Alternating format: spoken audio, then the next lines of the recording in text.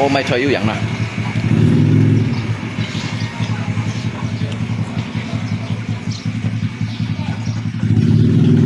bỏng mẹ nó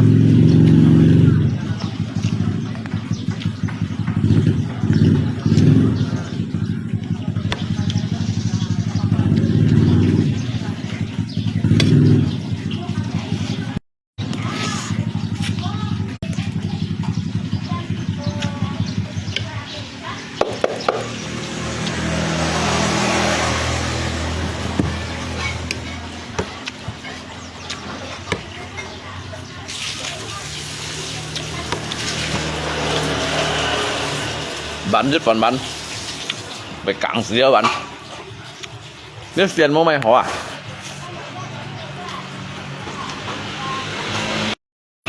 dari mah tambahkan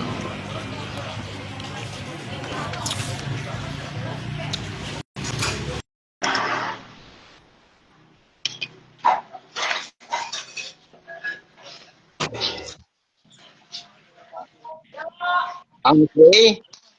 bỏ một cặn xì luôn có em về một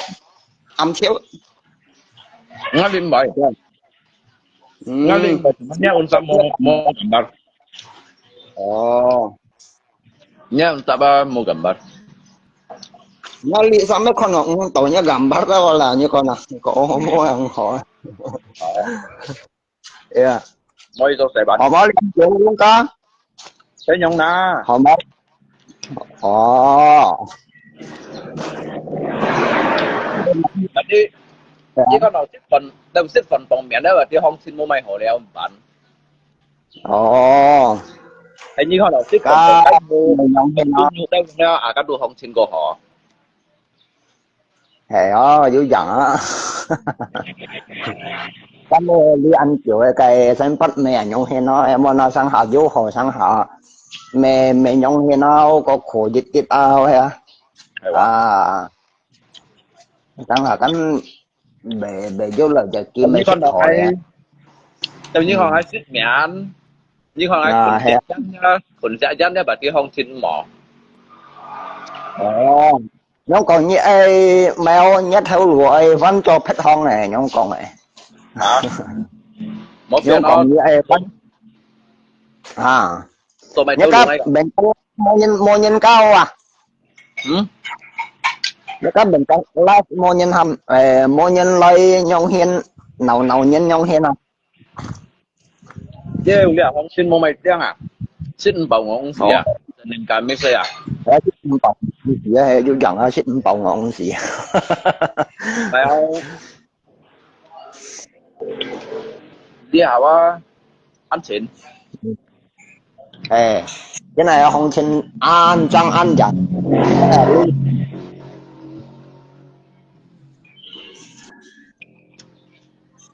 nếu không xin mỏ chết quán hắn nó có lăn rùa đi hả một một thân ghê luôn có hay nhớ quá sư phụ mẹ ăn chắn à luôn có sư phụ à ừ à mai mày tiêu luôn có Avan pernah bilang kalau lepai to makan with bansos nhớ chỉ bay thân kịch như đó như trò như thân trung kịch nhân trò đã hiong xỉ mò lý diệu à nhà chính trên này đó ok về nhà thân kịch nhóm nhân về bật định nhân mau rồi thân kịch nha ngào anh tàu đâu đi đi cây cây đó nha tao lòng vậy liệu nào thân kịch vậy sao cái hả bạn hả đó ăn cả cây thân kịch à nhã lẽ rằng họ thân kịch nhưng mà nhung hen thân kịch mà nhung trò đeo thân kịch chỉ một thằng các trung cảnh nhìn tàu leo đi hả ở một thân trung kịch nhân trò à chỉ bữa nay trung cảnh không phải chùa à chính bữa các là chính ăn hổ là chính mà kiểu bao cái này chín cái lô máy là bữa nay trung cảnh nhìn phần đầu tiên phải chùa à à như thế thân kịch như thế tùy đâu đâu như à nhung thân kịch đó các trung kịch nhân pun như cặp percaya ăn nhà nhung hen à như họ nhân trò thân kịch สังเกตได้นี่ต้องไม่แบบหอยเงินจอสังเกตเงินจริงๆเนี่ย chỉ ba ai thò bờ sang ngón đấy mà bao chung cảnh nhân phu ya bắt mà tao hả kêu anh cho nè สังเกตเงินจริงๆเนี่ยหมอเงินจริงๆเนี่ยถ้าจุงจะเข้าใจเลย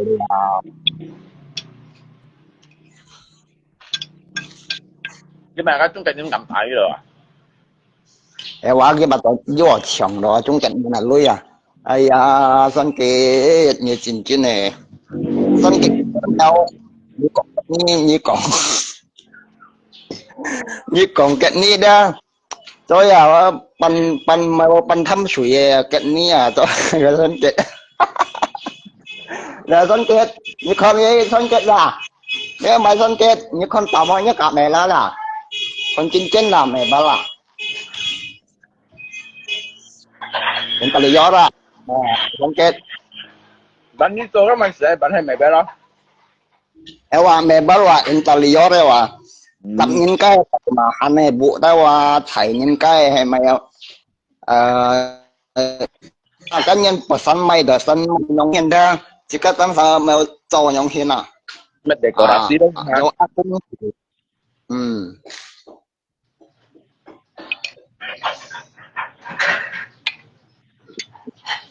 bữa nay có hiểu cho anh nghe do aku rồi hả do aku nói ai thằng nói xỉu nhẹ mua chỉ có mà chỉ có liệt sự nhân đó không hiểu cho hay hiểu cho tôi ăn hậu tôi mèo cho tính đi dầu ổn phạt rồi chụp bà ra ya cái đó bà ra chẳng nói cái đó nhìn juga anh tôi hiểu rồi tụi mình bao nhiêu anh sầu phần đó rồi mà hè dữ dàng mình mèo cái cho có chi nhông hen long con dầu ăn nhân đó giá xỉu lù nhông hen cô bắt giá cả cô rapi cô mèo nhưng còn cô làm bánh như nó có thiên nhiên đâu nhưng còn giá dầu ác cũngคุณเดียนเคยก็ยังไงช่องว่าอันไถคุณเดียน做咧處嘅啦tụ tập vô trong set vô phun set đâu trong này hảแต่ว่าcòn cái mèo lâu học cái LP nhông hiện đâu vậy PVC đâu vậy học cáiแล้วmèo tụ tròi ngay tao xài langsung cái tao xài mèo cầm yang kan tròi đó chỉ cái tu cái komputer cái tiết wa cái chụp giá gambar wa chụp giá gambar cái tu nhông hiện wa cho giá dòng nhông hiện đâu cái hiện đâu trong các spin bed đâu giá tầm bạc spin bed đâu mèo tiêu cà phê chu đâu cái lần xuống là cái sân tiểu trong này做cái là lần xuống là kít là heo lần xuống là mắc cái thiệt đi đây cái kít thiệt nào đi mèo cho nhông hiện jadi kokon cái mẹ anh thấy cái chồng không vậy chỉ có thể nó cái mẹ nhông hen cái sang hà dấu nhân hầm cho mẹ chỉ có mẹ cho kêu sắt nhông hen kêu cân bộ nhông hen cái dùng lem cái không cô lem mày hả hay là lá cô bông lem này dùng các cái hình bông lem mà cô trong cái mèo cái thiên ngọc của tụi nào như con có con thu mà chúng kẹt thu nhau không đâu có chúng kẹt thu anh như những các thằng không sủ cái mèo ăn mang một ngày tao xa gắn vô thì dịch chung thì xăm chung này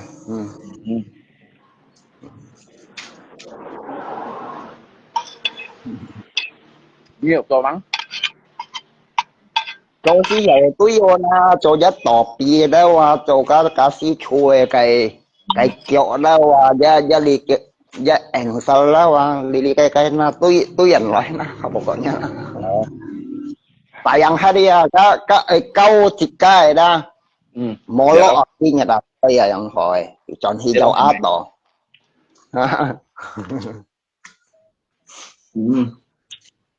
cho như dầu á tỏ các câu chỉ cái các mày câu chỉ cái đó mày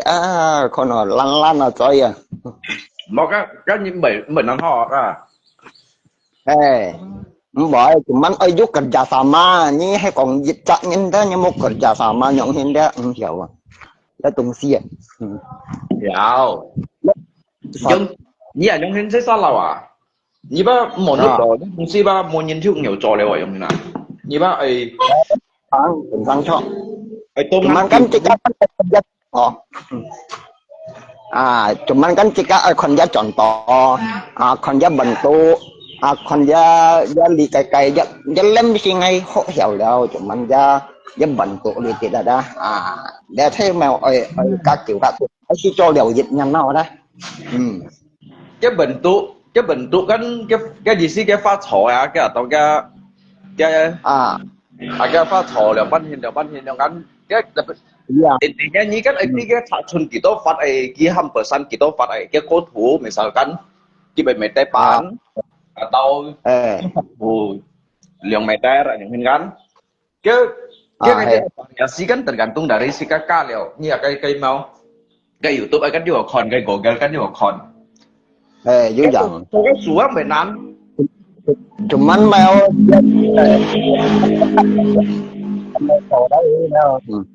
chính trong này thầy còn xem lại cho như em may đi cái hộp để LP đồ dịch P đồ xăm bạc lăng trên là cái hả cái này cả chuyện cái dịch P á hay mang còn giá xăm chân bằng PVC đâu đi cái cái东西sebenarnya hay còn trong hay lấy con vào bệnh ăn trò hay bệnh ăn trò cái gì cũng bệnh ăn trò các tuần như tôi dùng cái này bố cái东西吧kita全部吧西方的东西aja啊coba kita phân variasi aja các variasi yang hay và các set suy đó sebenarnya cái东西kan tetap diagonal yang sisi phong yang ada atau you bentuk yang lebar kali tinggi yang đó kỹ sinh做嘅地方做嘅腔做地方cái năng hỏi đó cái năng hỏi đó cái variasi ba Jepun kita yang ambil cái moon ambil cái variasi dan untuk cái ruang tensia atau mai dongsi yang ada hay đó thế giá ruộng thiền gì đó giá pha trò đó cho mày xịt nhau hình cho mày cái tiết đó sinh phu ju ukuran trong cái untuk các 12 寸的天使berarti cái kakaknya kan做lebih dari 12 nah betul cho to thuần này yang hình trong biasa kan cái thiên sĩ biang lo ba cái ju lebih ju ăn phát ở trong như nào bởi còn ju chui mô ba ju kiri kanan ba ju 10 cm ở trong ada ju bằng gì cho cái mình sẽ 12 寸的天使và đi ba cái cho ju 70 寸ở trong như nào ju dần thế trong như nào nếu không ba mình ăn trò mình ăn cho chúng mèo đó ôi ăn kiểu này trò đó trong đó do ngày dạ nhất là dân to họ đã mang tàu mang còn tàu đúng chi những tàu như này buộc đâu mang còn tàu như này buộc tàu đâu tàu vô sang trả lý bay họ còn cao kiểu ta luôn như rồi chuyện nhé mà做一年来做个挑战啊！你真正也给我弄杀草，人生没变弄，不能弄。không bao nhiêu sao, không bao nhiêu có một nhân miền một chút như vậy ở xong là tao còn xa thọ không làm khổ. Cái mình như thế phải xích thọ, cái như thế phải như mình xích thọ nhân kia thôi còn như còn tấn xa thọ à. Những một to là như mà cái chơi bao nhiêu mô hồ cộng hoa như mô hồ cộng hoa một còn son kia phải không bảo cái chọn đâu thì nhưng mà chú với chuối chiêu lúc như thằng à bạn講cái做嘢嘢咯，又做cái kiểu啊，以前即叫差嘢冇事。đi bay như còn cái như ăn còn xuống hay gì đi bay như bà thôi như ăn khen đỏ như à 做嘢啦，就做一腳水雞排呢啲出嚟，一路是腳叉冇嘢。Ka yung ngayon ka. mỗi giờ mỗi chạy nào thì như cho ê Cái sủa bênนั้นhỏi cái sủa. ê bọn thằng bênนั้นhọ chúng mình mèo cái nào giá mèo đi đi cái kan nhân ai bắt sang kan ai cho chọn giá mèo giá xịt nhong hiện nhong pan như này chặt thôn à chặt thổ đó Lý à thấy nhong bạn ơi bạn. ừ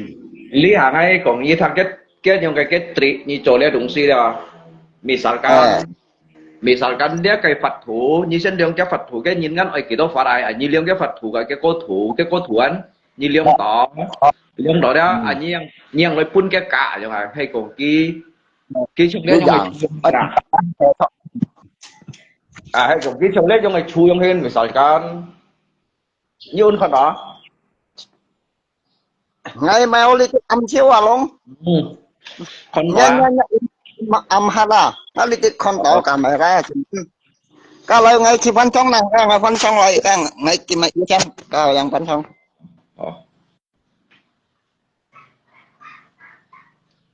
jadi ngay còn như thằng cái功夫2班 hin 做東西嘅啦，做呢東西sebenarnya，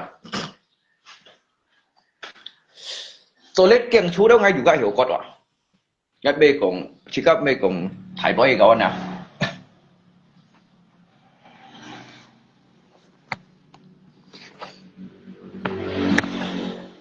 個你都鏡出到啦，啊，你出緊ngay cái過嚟啊，你出啊。lihat yang je, anai siang ngọc hiền đó. Jadi như trong mấy đúng sĩ ba như xin liền cái cố thủ cái Phật thủ ấy. Jadi hay còn cái sama mun, berarti ini naik bagi ya. Misalnya cái liang meter Phật, kayak cái sama mun, berarti naik bagi si ya yang ini. Jadi kyu kayak kyu ruang đó, như ở trên pun ở cái as này, cái as đó,最重要啊cái as，嗰度你做東西吧，ở diagonal ở form đó. Selanjutnya bah, kan hanya tinggal tempelan atau ke variasi ya.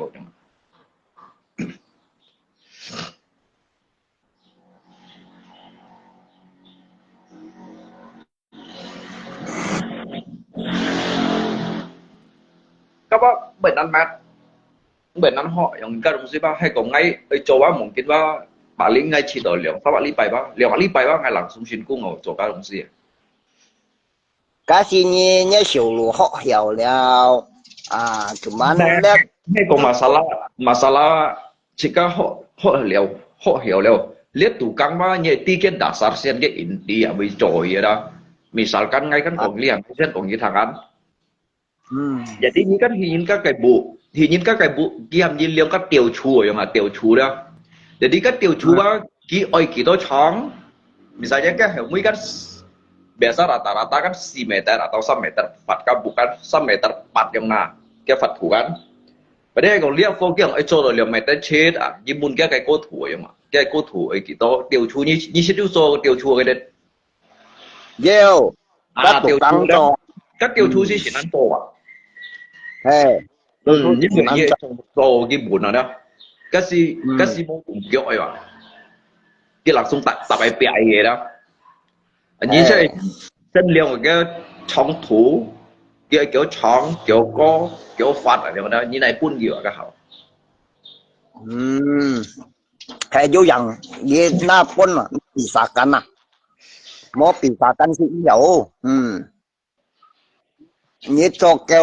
kêu sắt cái mò một khoản nên langsung tay quả lọ này lấy tiêu chú cái juga chong đó như gì như pun cái cả để đi như ấy pun đó misalnya cái như pun cái as này cái as như cái as à như chỗ mai đúng chưa như cái as như sen pun đó là vậy à như băng kỳ chi đấy đó băng kỳ chi có pun kỳ kỳ cái nan pan to vậy nào pun di kiri kanan pantau vậy kan mèo jangan lấy phân nặng phải pun là giống như nào phát nặng hỏi pun ai pun có chạm môn liệu ngạc môn sắp ngạc môn trong đó sẽ ngay có ngăn du ruộng thiền sĩ ship nhị chốn hay nhị ship si chốn hay sắp ship nhị chốn này không đó để đi ba này này bằng si nhị ship senti à ở bằng si đó hay ở chỗ chẳng á là tung si à mua bằng si đó cả chỉ có mua chủ gì tàu nhông hiện đó à cả thấy bệnh nhất lọ thấy nhông hiện không như nhiều số cái cả à trong các thiền sĩ cái căn du thập theo du piong có lẽ du piong untuk lihat ghi ba tetap du lebih untuk ka yang hendak dah piong dong si à chỗ chẳng nếu anh như to thì trong cái à to ngăn kiều gì à ở ngăn kiều là tung si ở chỗ chẳng á nếu như mua xưởng đó như trồng出来啊冇便宜你冇想到你trồng出来啊cái tung si có tao ở chỗ gia khu đó à ở chỗ gia khu đó à kết thu kan dari konsumen loy biasa sang các konsumen ki bai chim sang là đã đi ngã theo cá nhông hiện cho họ vẫn đầu tiên chỉ dùng cái sủa mà cái sủa đó cái sủa như mấy cái sủa còn ikan berenang mẹ con jadi ngaji sih ngang lihat pak berenang coy dong sih yang me ajarin ikan berenang ni salah berarti jika ali dia saya hamto saling berbagi nếu là ono saling berbagi me còn thầy bói ấy lihat hay còn nhiều ngay trồi không đó ngay thứ hiểu trồi không để tung si mà như cái còi à mẹ nà hiểu cho cái như đang khơi hiểu cho bệnh cái lát cái như cái hắn to ăn à để tung si để kem mày dùng để cọt để mày để bảo kiện mày nhung hiện đâu cái chỉ cái mèo đang bật tà hấp nhân còn cả lâu hay ngay họ đều giúp nhà ăn ngay vô còn nó đã có thủ nó hiện đó ngay đầu ti kiến hả thì nhưng có nào không biết hiểu ồ ngắt theo cá lôi còn không theo cá lôi ok bạn chờ luôn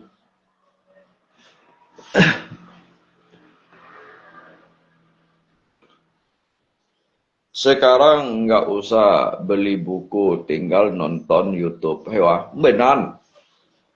mungkin kita sang trong xin à ngay chỗ đó ngay ở lít HP li con ngay đồ hiểu rồi không nhưng con nào có đó chỗ li đó chú đó không đó sống chọn đâu không đó còn lấy kẹng đâu đó lấy kẹng chú đó chỗ đó aluminium muốn đâu đó nhưng con nào có ngay bác hiểu rồi không hiểu rồi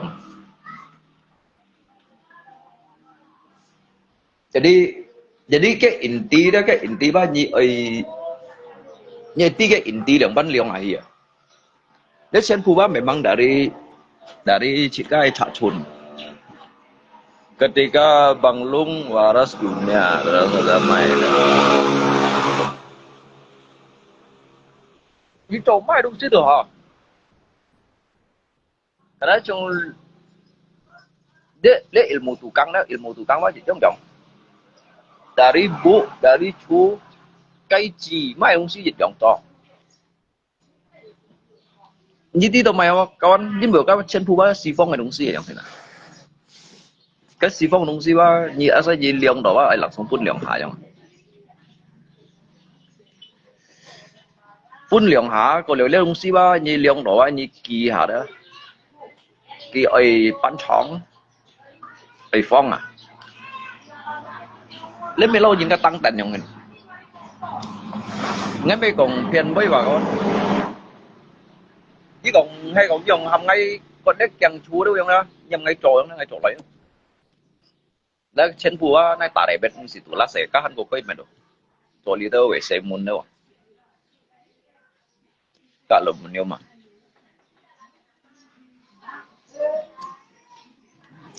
dính bị đó chỉ các mấy còn khen cho bạn nhẹ đã là đúng sĩ bảo nhẹ tới à nó xí à dùng nó xí mà đã mẹ hả nha 所以上下要都應用係冇nhìn吧被做類đó bà đứng bà cái ngay không đó ngay做mấy sáng sớm không đó ngay ta sao bao giờ做cái thôi cái sao chứ tới kiểu hiểu hiểu用đó hiểu用咗一把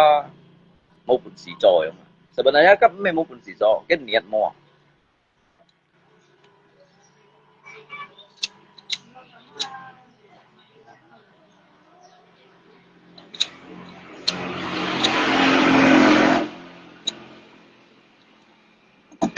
không phải ngay yang khơi là mang du lui hồ mây cái chẳng chùa đó bông hạ còn bông hạ đó jadi kan ngelopok kan khơi salon chẳng khơi un tặng un khơi jadi ngay mấy cái cổ gì à như đi cổ gì con cổ gì có cái tiêu tiêu kia xuống anh thấy kia đây ngày chiều chơi dịch ngày nào dịch ngày xuống ngày mai mấy cái cột chẳng bao bông bảy mai tí kiểu bạc tiền này thì mình đang tí bị co đều ngày mai lượng phân tiền à không sao cả đâu còn cái chú nó sao rồi này tốt tiêu chú à mau dùng chơi à jadi tôi may ngay cùng Leong Siva sebenarnya di IT bangsi đâu à chung misalkan cái Phật thủ cái luar kat dalam itu dong Leong jadi ini juga nak bangsi kita chung các yang ni kan bangsi mili ya naik cột sâu 3 mili ya yang mana chung misalnya cái chip ấy dân kịch mô liêu cái chip ấy đó nhưng cũng cho tất có đâu chip à như chỉ mô á cái 3 mili kiri kanan berarti ba cái ở lưu theo xiên đấy cái lỗ cái gì nè chung lẽ yang mình cái tuh yang salah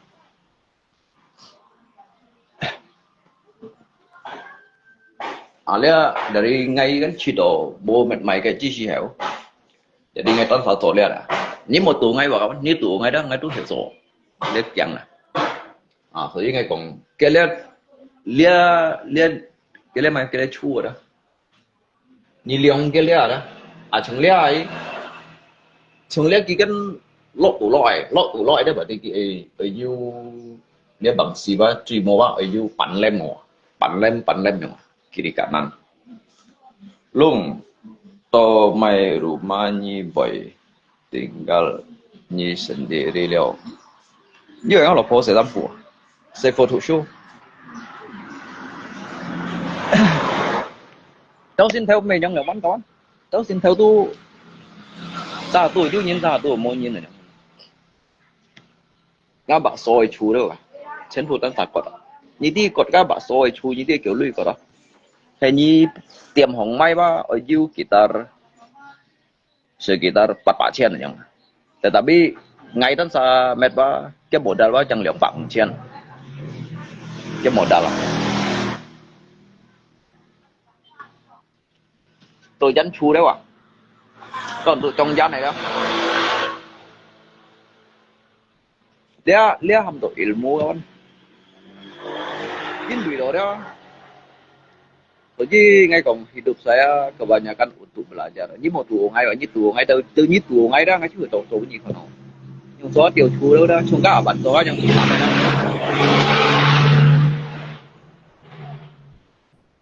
Cái gì langsung nak ngay cái thua là langsung做來啊，langsung做來嘅，langsung hiểu 做嘅來做嘅jadi.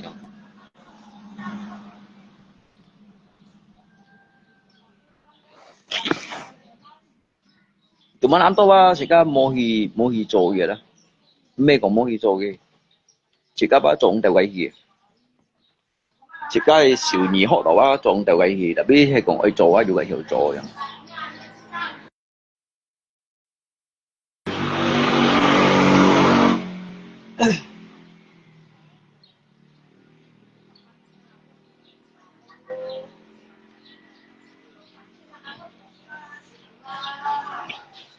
Karena bông hà ngay kan sit cho ko le chu mấy lượng ăn trộn à 所以上ngay汉堡ngay sinh nhân thân xỉu nhân giống đó sinh nhân thân xỉu nhân trong sự các món做饼嘅兩hình ngay禮拜日ngay đôi khi có chẳng chủ ngay họ belajar ilmu modus aja lungko kayak kaya tổ môi trường các kaya tổ cũng hiểu lưu đồ pun chỉ các cái xây phò đó dari ngay lia ba ngay hiểu chọn thì pun ngay xây phò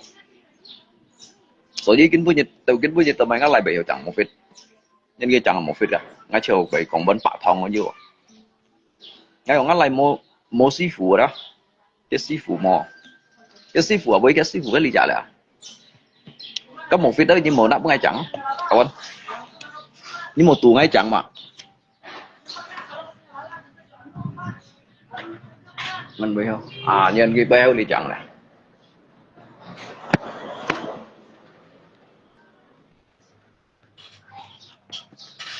cuman kali apa hiểu mày không như con đó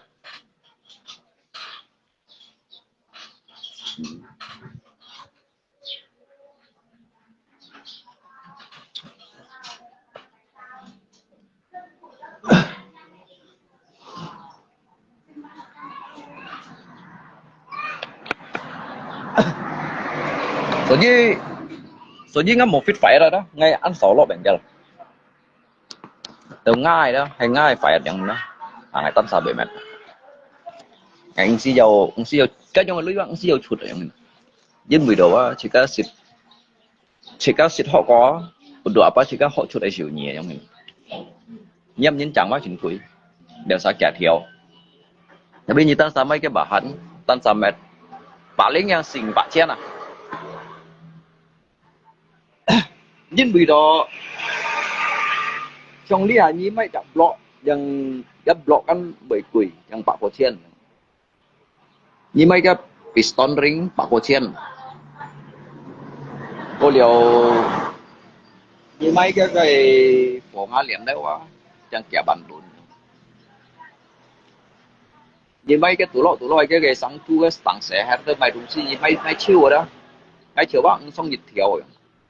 với nhiên nhân chẳng nói xăm xì thiểu lượng xăm thiểu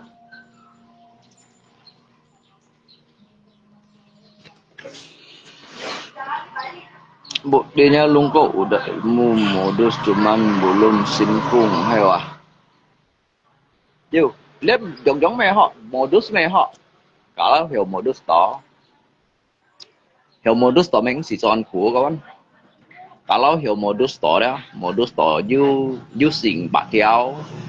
chết bạc theoอยู่ตัว theo lũ mới kampung thủ lý hết đó modus you chết bạc theo đó để buộc ngay chú mày tiệt ngay chiếu thì cái hải bù xía cả những khâu à quân tiền à dân kiểu giống à ngay mới cầm bung đi hết đâu à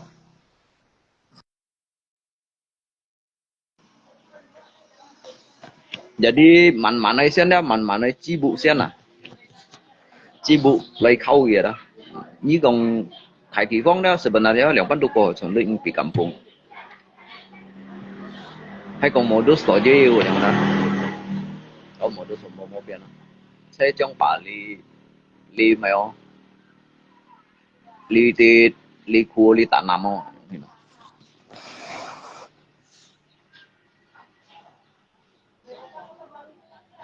chúng anh nhìn cái cho sẽ giống hình ngay chỉ nhân có cái thằng mà cả lâu kia thằng ở đây ngay ngay cho liếp bua aja ngay pun si cho à dia jika naik yang kiểu hektar yang đó về hồng du kỳ to ship ken bụi yang đó ngay bao pun được cái chiêu bà con cái này bao lần giống ngay pun si giống gì giống cái được cái chiêu đó bây giờ untuk cái lưỡi bây giờ untuk cái găng ấy liếp bua ở chỗ kiểu trắng ở chỗ kiểu phật jadi pun kita kian yang ini nggak juga hiểu lihat sih mấy công nhiều kawan nhưng mà ngao lihat bụi đó tan sao mày đấy ngao lihat li lượng kian pun độ chia đó lihat sih tan sao mày đấy kawan dari jetnya pondasi ya dari nganyam dia slope 做嘅 slop 做嘅炸ayam sampai juga suka ke mèo ke papai những con đó ke mun lèo yung nem mun lèo đó bahkan colia lah dia tuh mana hiểu rồi mấy còn cái chui yung xì xì phong phong ấy các ba từ ngay chỗ quá chỗ lại vậy không nè bởi nắn chỗ không Leong si ni kon lesi me tu xia yo lesi用時間去做哟你做行嘅2成啲半上3成啲啦唔覺得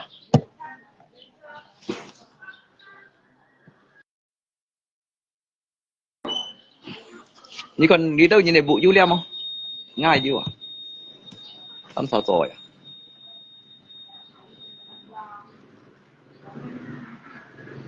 lấy bốn đi cầm bông nhín hơn mỗi liền mỗi tuổi dữ liệu chứ bởi kia chứ tao chứ mấy kinh nhìn cho tủ căng hiểu rồi đấy không gì vậy có liệu ngay bác phải bằng ngay chiều yung ngay con cô yung đấy bị năn rồi thế những cái siêu chân hanya điều lý bảy thế những cái siêu chèo quay à vì chỉ cái ở sân hội cái đá sar chứ như cái đá sar như chỗ này như hiểu rồi như đá xi men theo bà ta đâu đó cho phần đá xi chả cả ayam đó cho các slop cho các bean đâu đó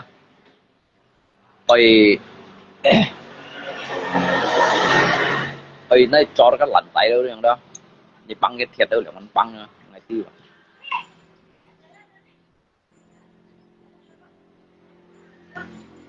nhưng sĩ trên buổi này họ không nghèo cái này trường kiểu xã hội đúng xin mungkin bagi họ là ba hanya dư dùng gì sĩ còn đó cái sĩ kiến mà untuk lấy sống phát thẳng không đó biết ngay chỉ là họ ngày nay sống đâu kia đó chỉ một cái tỷ tầm mua đó để đi lia đông sĩ bảo lòng bắt mệt nó như supaya như cũng bị năn mệt đi ở dùng nổ xì cho đấy quả sẽ lấy để đi dùng xỉu cho ở dùng nổ xì cho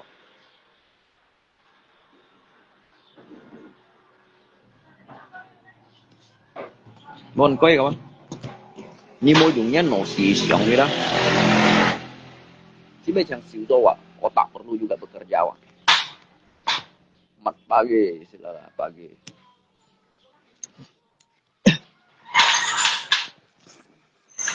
nhưng có các keng những hình như mấy trôi là mất là ăn kiểu thầy chú đó ngay buồn xì số nhiều selamat pagi luôn pagi saya pagi jadi trong các bạn cái họ bận nhàn nhiều sebenarnya các si ăn kiểu đấy họ yang mana kemungkinan otak tumpul ngay đúng kia jadi tidak pernah otak tumpul lah mau thun năm đó liong si ba như tiga inti sen mà cái Phật thủ cái cố thủ như liong là cái Phật thủ cái cố thủ đó như pun kita chạm muốn cái tung si mày trùng cho bao như ấy pun ở cái tung si mày còn cái tung sim đó còn gì liong cái bao địa còn nào là cái phong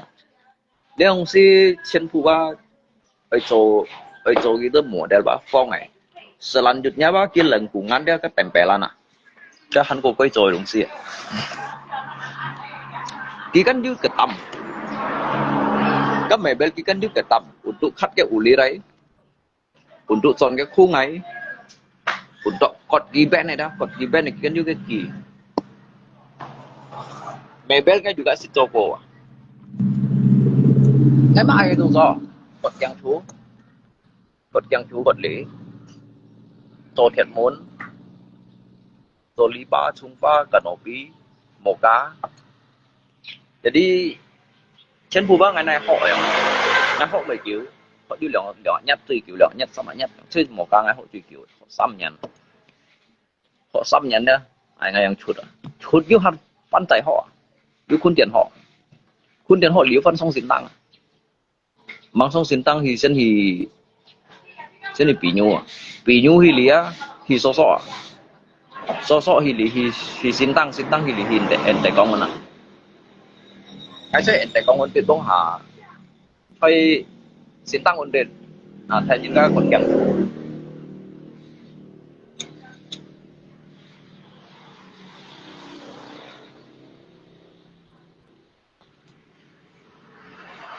nếu ông sĩ như ấy bằng sĩ là kèm chú à lúc thế này cũng sĩ phần như lòng bắt lọ cái kèm hay ghi giúp kéo về tuổi bằng sĩ à nhưng biểu cái kêu ba cái kèm kêu cái chim thủ đó setengah senti ya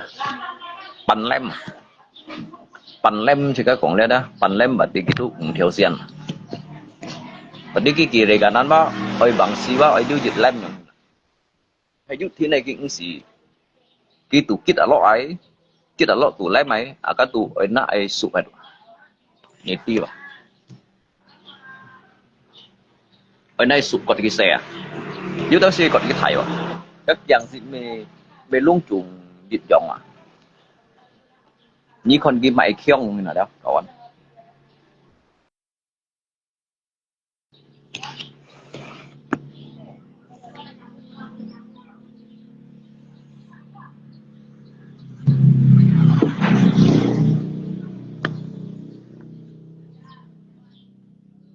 apanya Pak? Apanya? Biar Pak situ duduk.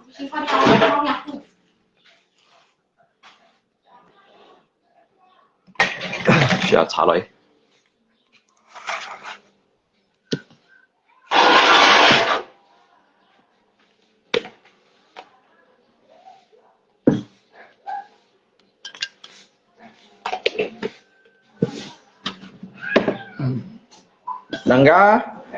Nangga, motor repo tuh dikeluarkan ha.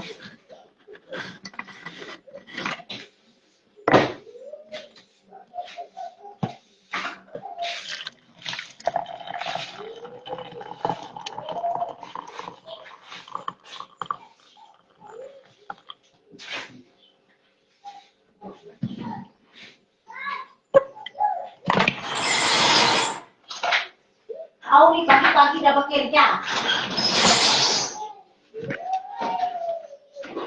Siapa mau tahu masih kecil. Biarlah dia belajar.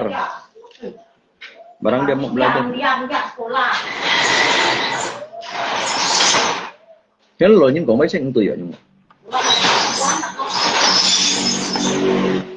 Tụi bay còn leo lội những con mấy âm tùy.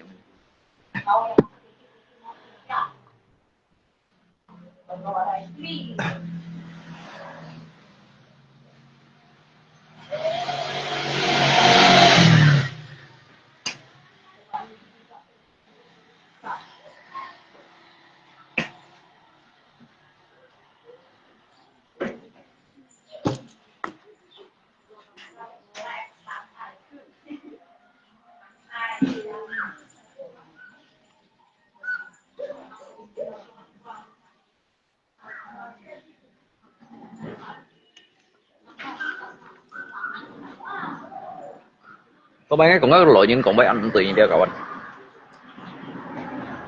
Jadi ở trong khi nào cái gì xí rồi đó cái cây gì xí ba nhẹ ba xây nhìn ba một tổ sẻ kìa xây nhìn một tổ sẻ trong xã các những hiểu mà chú thế nhung jadi cái xây phố về làm chi kiểu bắn còn đó ná cậu anh kiểu như ba xây nhìn ba một tổ sẻ kìa mà như ba thủ chu kìa thủ chu như mấy cũng chú tặng của anh kìa anh như một phần phổ chuyện. Jadi dia say bahwa sebetulnya kita didik Pak ở trong sách salah.所以rằng chỉ có về con cây đâu nhìn rằng ở đó cái về biển lan xí hết rồi đó. Chính vì cái thế say đó cái mô câu cái tổ trẻ trong này. Tụi bay đó rất ngay còn biarkan aja ngay còn. Dan gitu. Selagi kan itu ada. Selagi kan itu dan gitu dan juga apa untuk kia ikin nyaman yang ini. Như chiều tôi có hả? Karena kia cái nổ xí ba, cả chỉ cái nổ xí ba không nhiệt chọn. cái nổ xỉ đó cả cái nổ xỉ ba gitu.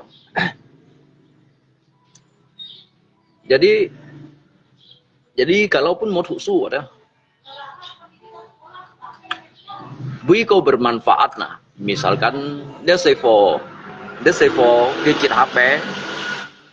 apakah kita chat theo dong Wiko bermanfaat aja tentunya kan chat theo mobil kan bermanfaat loh ya cái Weibo tôi sẽ jadi năm cái lý tiết sang à chỉ các con dia lý tiết để nhìn nhung nè cái ship chip bật giấy mấy ông sĩ kỳ bằng hiểu rồi nhưng mà cái cara didik bahasa salah nyong Chongai cara didik kan meh kalaupun những hiểu khan chung những hiểu khan sẽ cái lo khan gì sẽ cái lo liệu jadi jika litit di akhir所以kita usah講啦cái xe hả như mua bút ba đâu thải ba bút bút đâu em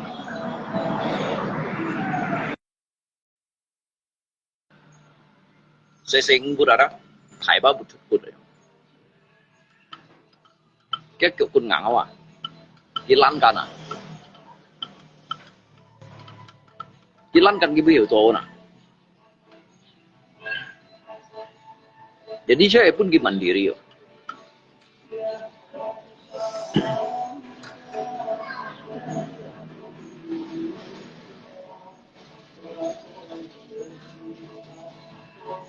kalau cuma ngay kan ada jauhin kalau ngay dah ngay pun gigi dasar pun gitu siunya selebihnya dah dan kita himat sen từ kimet đầu mô bún xíu đó anh lấy một ngày phải phát chỉ pun như lũ hàng liang pan hin lấy mệt gì jadi supaya mai kawan si tahu haji baik ke depannya dah kita thusu baik mau thusu baik juga thusu lấy còn atau baik hay còn chut mun dia kan jika nanti kalau kedepannya kita baik kuliah yang mana dah jadi setidaknya jika juga bekal untuk pun dia sehingga jika mau nak luin dia jadi bagi hal sambilan kuliah sambilan cimlu yo dia biaya jika tansa lâu chung lihat yang kita tansa kan kerjang begitu cái chẳng đều ngay chiều bên hồ tô ship thông ở dưới iya selamat pagi lu semoga sehat selalu amin Yuhan. Oh, kalau selama ini saya di Barangkok saya mohon maaf ya. Mau xin ngay ba về cùng siêu hành nhân alidit tidak perlu yang harus saya benci tidak ada yang harus saya dendam alibang ngay mau siêu nhân alidit ngay juga mau nấu nhân cái nhân nấu ngay inti là nhân về nấu ngay cấp mấy ngày urusan này itu urusan dia sendiri karena nhìn kan mengenai dari hati ski sukat atau jika nanti tapi ngay ba mình cũng một sukat nhìn mình cũng nấu nhìn mình cũng siêu hành nhìn này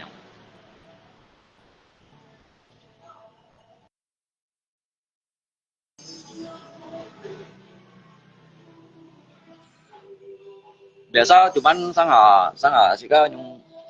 kuat menguliau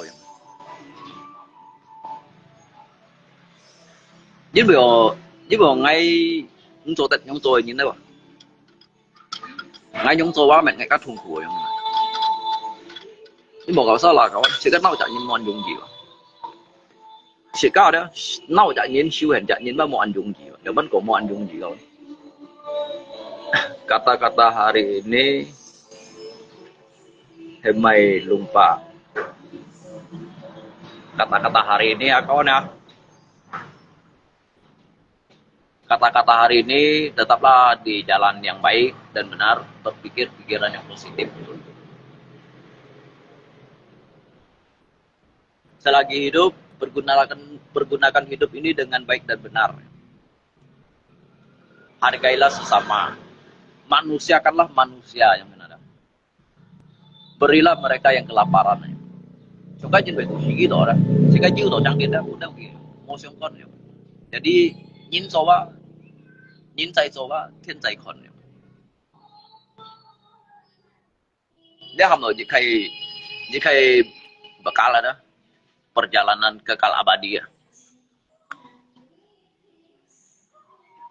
Jadi coyin itu dat konselnya juga kata-kata hari ini ya. Sehat salah semuanya ya. Sehat salah sih selesai. Ngelihat HP ba không tổ cái camera tôi chuẩn bị hết rồi. Ngày mẹ đã chụp bom. Mẹ cả nhìn cả chụp kim mẹ bom. Hai phô cái gì.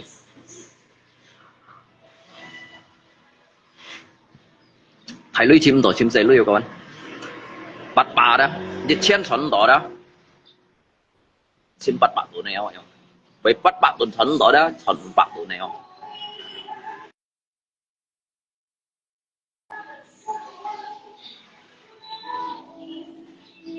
Jadi kita ini tetap memperjuangkan hidup.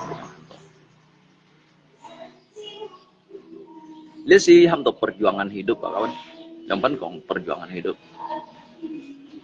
Berjuang untuk perut ada, berjuang untuk hidup. Ya. Jadi si Tom bingung đó.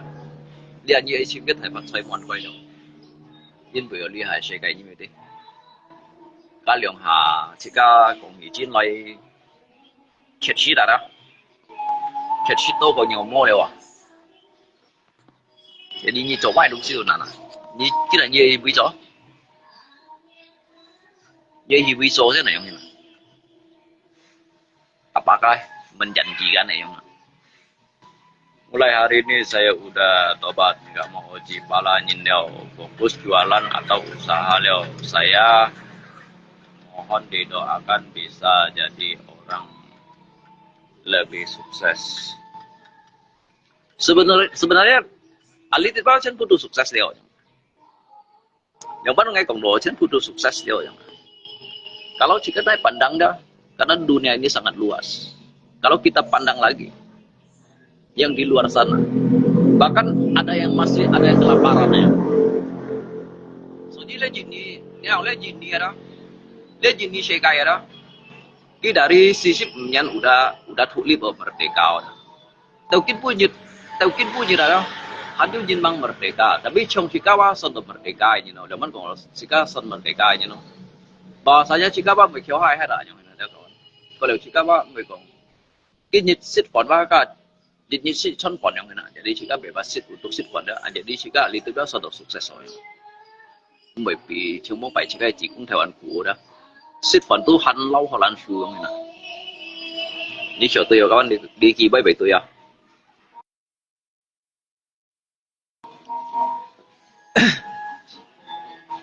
Chúng muốn phải kalau muốn phải kan ayong hin. Kalau muốn phải kita usah苦doy ha. Chúng dia jika苦是mang chúng dia san苦. Jadi apa naik ukuran, apa naik ukur to chọn. Naik ukur to chọn, chúng muốn phải lihat jika sian ju simen bu hết rồi. Jadi son doa jika tu bersyukur atau son doa tu sukses rồi, tu say for leo dah. Say for du jiu leo. Ju fan project, ju ka teo dah. Jadi jika suyan kita ngoji, tetapi apa milik pribadi ya jangan. Dù tao si mua bùa hết cái thầy kiểu hai hết nhiều nó sang hỏng này, cha cái group bạn đuôi xoay à, jadi các sẽ ngay cùng mang merdeka đó, để gì nghĩ bắt thủ lip đều dari sisi yang cái thủ lip đó, dari partnershipnya nó đó, partnershipnya thủ lip dia đó,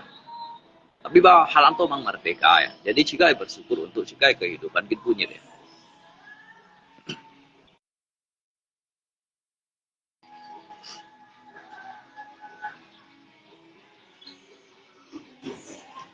Ai còn yêu chợ,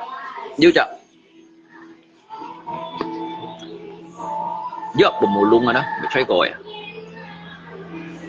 Jadi sangat jika menghusung jika angku yang mana ada, jika nyisung jika kuat ni asyik konten dunia luar. Jadi ni lah pihi cái tay ada, cái đó pihi jika yuko chi liang, ni di liang kan gong, cái đó pihi jika yuko chi liang. Ki kan ba chỉ chặt gỗ bạc cái gỗ bạc ở chín thay à cắt đủ loại đi đi cái trong cái mày không chứ trong này không xịu à trong này không xịu à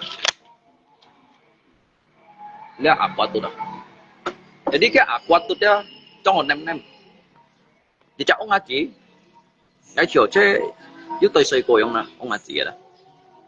liồng chắc cái chắc đủ không xoay liồng chắc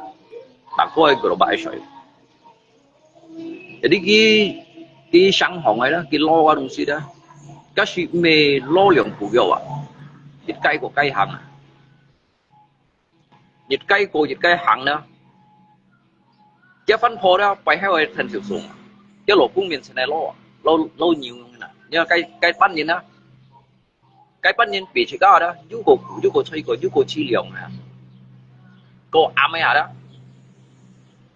ám ấy như thế cái chuyện á jadi cái sắm ba quay đó cái chỗ cái chính phủ à cái chỗ cái chính phủ cái này khen nó tối tung nghĩa đó giá lô水đó cái水người ta đặt cái sắm ba quay hay là cái chú cô chơi cô bị gì cả chúng cái trong những cái tụng pháp pun đâu lui kiểu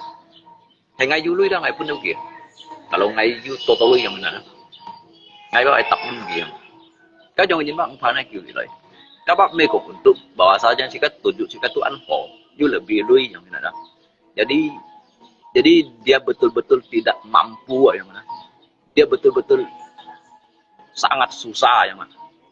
layak dibantu yang mana cái gì thân phận aja kêu anfo cái gì thân phận này đó mấy chồng thì các đi han bụt gì sẽ xăm thân phận nó các bạn chồng ký bao gì thân phận và han anfo ta ký mấy bao phận đó 30年先啦，40年先變緊咩？但係佢咪隻包房，隻包要落台嘅，隻包冇落台，隻包到嘅巴士。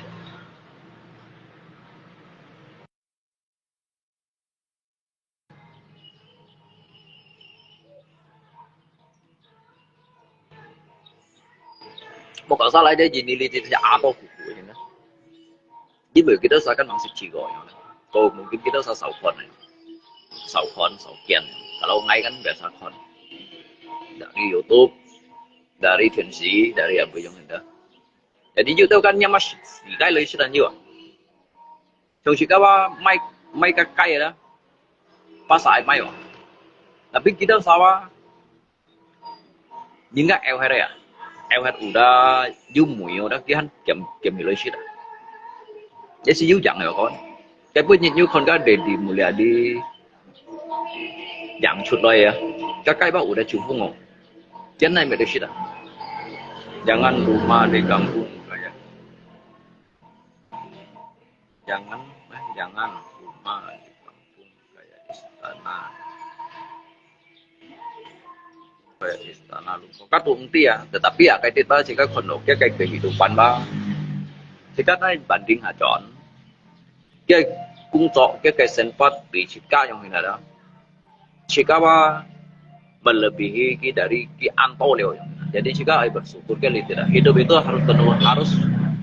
harus banyak bersyukur ayong hina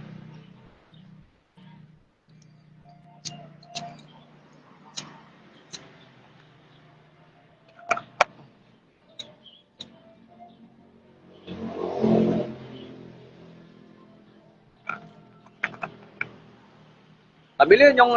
ini belum tentu kiku yang mana lihat yang ini ada belum tentu juga kiku dapat ngai kongki belum tentu kuan hia yang ada karena kiba ada harinya untuk dia kena harinya untuk kamu ada harinya untuk dia yang mana dapat kong kawan karena cái xe vô kan hanse jadi hanya bayar dah mungkin kita loleo agak sepo tayo ya mungkin dia sepo bersukses lah di mana orang yang aku ini loh jika kita hidup sejahtera makmur ini dia belum tentu juga sejahtera ini makmur ini wah jadi mungkin kemungkinan dia lo ya juga beda kuah jadi yang kisen kuah dia kilo yang tadi khai lo kilo yang tadi khai lo jadi yang sen khai lo kilo yang tadi kuah Chẳng jaya đó.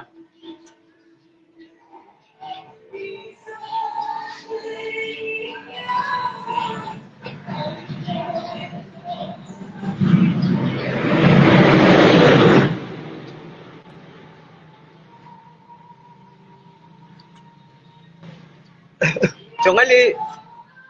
jika lihat loh, jangan saya jika cito, boy juga boy merasa yang, tapi jika saya jika kondisi apa yang xiong iyo dah, jika cowok yang xiong iyo,因為你xiong thật多類哇，如果xiong đâu,你那xiong哇xiong kinh loại, jadi mana xiong, ada na jalan ni aja. Mau naik tapi wah. Đi xiong cái đó, đi xiong ấm gì đã xiong ở con rồi đó, đã xiong chuyện nói.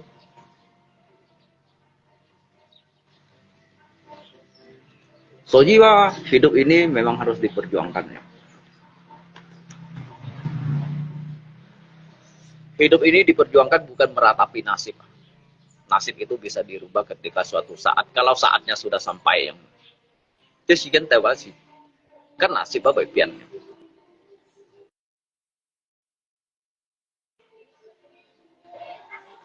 Leon kan kongko hidup itu harus diperjuangkan. Jin beda perjalanan 1000 mil ada dimulai dari langkah pertama. Adanya angka 1 berawal dari 0.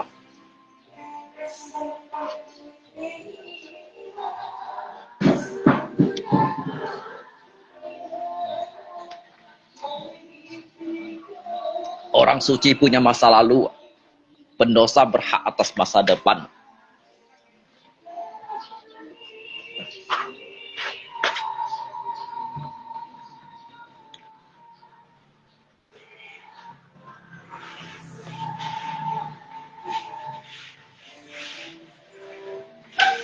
Ngay lúc đầu cho thằng biểu lượng xăm thằng kia đi hạ xì thằng biểu mấy chỗ cái ăn sâu nhìn đó chứ chờ đó không sao ăn sâu nhìn đâu chứ chờ đó do lục khô cái mùng xìa mình phải à mấy chuyện vì thằng lý đông thì mày cô không nè khiêu lưu khẩu lào thằng sẽ để dính vì đồ ngay cô nhân thằng lý đâu không có lộ cô đâu.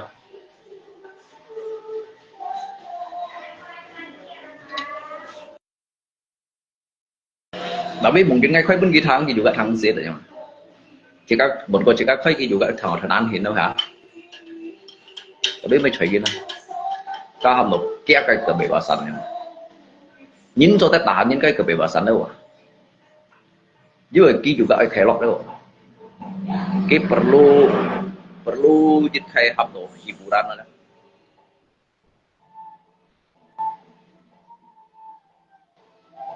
Lihat dong, hilangkan stres.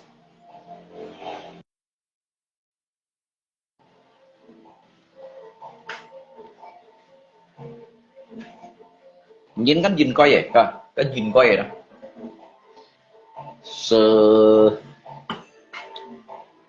Selayaknya đó, selayaknya. Nhìn dong siwa mendambakan semua itu. Yang didambakan itu adalah kebahagiaan. Hay lọ hầm rồi. Ví dụ như thùng cuối chơi luyện chơi cái chồng.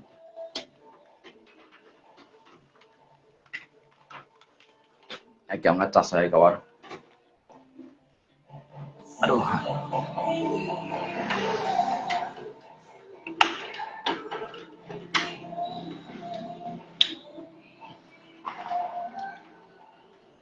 Các phô saja cái cái cũng vậy. Jadi nggak sakai phòng. Ăn trái cỏ gì cậu? Các phụ冇想到用ăn trái cỏ cái gì đâu. Cái gì đó nhưng mà trái cỏ nhiều. Timun ngay tàu mày. Sebenarnya các xe thì nó mới trái cỏ này. Các cô trái cỏ sang nhìn tàu mày nè. Nhưng mà cái gì đâu đó cái gì đó cái một chiều yêu chặt penderitaan. Jadi lihat sang nhìn nó cô trái cỏ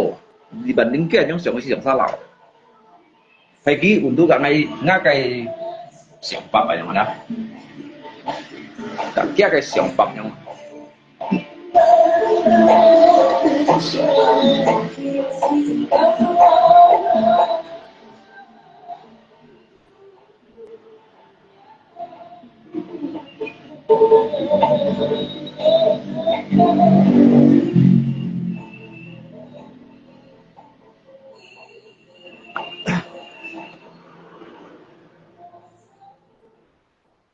vẫn còn có kawan nggak guys yang dapat aja kan jadi banyak yang sang loh guys tapi jadi ini lah sebetulnya dia kayak perjalanan mah dia kayak tugas mah udah selesai loh kayak tunggu aku ciu loh jadi dia sangin mah aku cuy kok dibandingkan ke singin ke singin bây giờ kêu orang hay dia sangin aku cuy kok orang dia sangin mah kayak kui bye bye ya jadi dia singin mah nanti main dong sih dia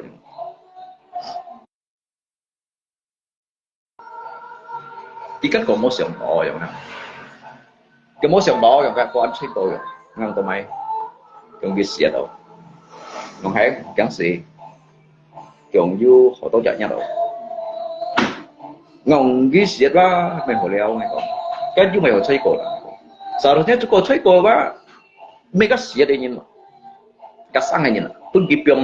biếng hai nhìn là đã cổ chơi cổ nhìn đi đâu mày cấp biếng hai nhìn cổ chơi cổ nhưng mà cái xe quạt lắm rẻ để đi chơi cái cổ cái sang nhìn cái gì nó đi mày đồng gì đâu jadi cái thùng của bác liu pun kan C4 chỉ có chơi cổ yang lebih layak untuk dikasihani bukan yang mati ya yang masih hidup itu karena lihat những gì đây đó cái C4 bác như kẻ chả cái thải lại mấy sao là chơi guitar ship được xoay đó còn như chả xì xoay ấy nên xăm chặt lại đi chặt mồi với cô chơi cô là có hay các xỉn cô chơi cô vậy các sáng nhân cô chơi cô kalau hay untuk bagi ngay sòng pháp á lihat cái sáng nhân ba cô chơi cô jadi kiba ngay cô chơi cổ kiba cái sẽ cái bỏ phá rồi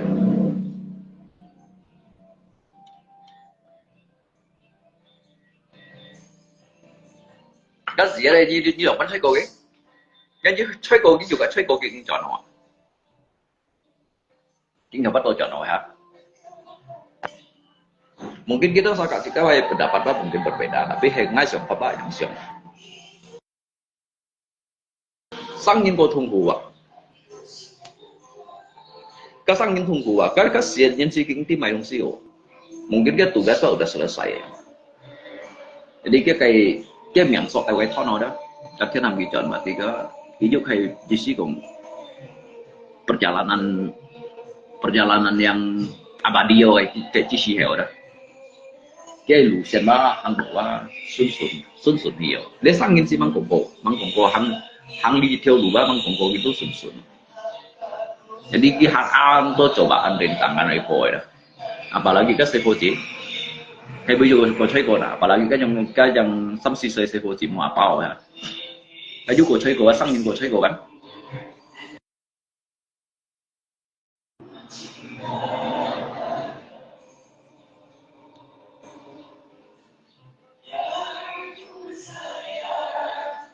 soalnya kita sang tidak mengerti kan mak kita tidak mengerti kan yang udah kayak si samanya manusia sama kali kasihan hai tapi ngaji sih ya yang ngomong đó mungkin kita seakan mungkin mang thằng ăn chín thủ sĩ đó liệu bắt ngay cùng cái xỉ như đó mấy cậu món này vẫn chân món này chơi cổ như chơi cổ cái ngoài liều ở như nào nhất biểu kiba memang udah kayak tak di hangkai theo lũ đó jadi kayak panggilan teo đó jadi saya chơi cổ kinh cổ đó ka mới nhận được kinh cổ theo lũ đó vì cái thùng khối ba mê lấy xỉ nhìn mà lấy xỉ nhìn chỉ có thùng khối đâu lấy xỉ nhìn là cái cách xỉ đéo à chỉ có memang hay ví dụ như kayak rasa kehilangan tetapi lihat kayak penderitaan dan lihat boleh sangin man ni songsin mana perjalanan anak masih perjalanan anak. Saya jangan kena uji sia dah. Apalah yang kai yang hiya apalah yang kai yang hi chiu ha chiu han bo tung fu. Trong các những cái dòng gì đó, cái bài ông chiêu cái sebenarnya cái sự ăn mong gì chứ, nó bắt bằng đó. Cái ông chiêu đó chiêu chuyện biểu hiện thân gì đó, cái sự ăn tốt nhiệt đó, phải còn này đó, còn thủ đồ. Với bữa cái nhìn đó, cái linh phun mà mua đó, thủ đồ cái sự sai gì à, để cái linh phun mua chiêu đâu đó, cái chạy chiêu cái linh phun. Cái liên pun chiêu đó jadi kita menyampaikan sesungguhnya apa yang kita sampaikan ya. Jadi kisi anjan dong sih orang. Cái niat đó, cái niat kia còn là dong sih đó, cái bụng mô còn tèo. Như đó những gì cho cái gì như đó, cái giống sợi mũ sợi xiết đó, các cô hồ sĩ ở sân đó. Với bờ đó cái an tịnh năng này như thế này. Jadi cái sợi contoh di kondisi ada. Jadi dia kayak Jisiung, dia pergi dengan ketenangan yang nanya. Hiwa ansur dengan. Chúng dự tao kan, dự tao ghi trong hình di dân tù atau bu tù đi yang na bu tù. Chiêu chín kiểu đó, mungkin mah chiêu bên kia đặt điểm chung rồi đó. Atau bon pan chiu bon pan như thế, các sĩ chỉ nhân bổng mà các nhóm này nhìn là cái gì đó ăn nhân bổng, nhưng bởi cái dữ chặt mày không, dữ chặt ham đồ antara thô chú đó, thô chú, có liệu tùy gì việc khai dữ ấy lâu nhưng cái còn tùy chết ở đó, tới dữ khai chết họ đó, để sinh ra đó, nếu cái này là pas terakhir đó. Saya kayak chiêu kiểu các cái tùy kia nhìn đó, cái tùy đầu kia nhìn đó, kim mô cây ở trong này dia bersangkutan ini ada kim mô cây thế sehingga lihat dia mati dengan penuh dengan rasa bersalah, penuh dengan dosa ini. Ini mau kalau salah kan yang chui sih sih kan.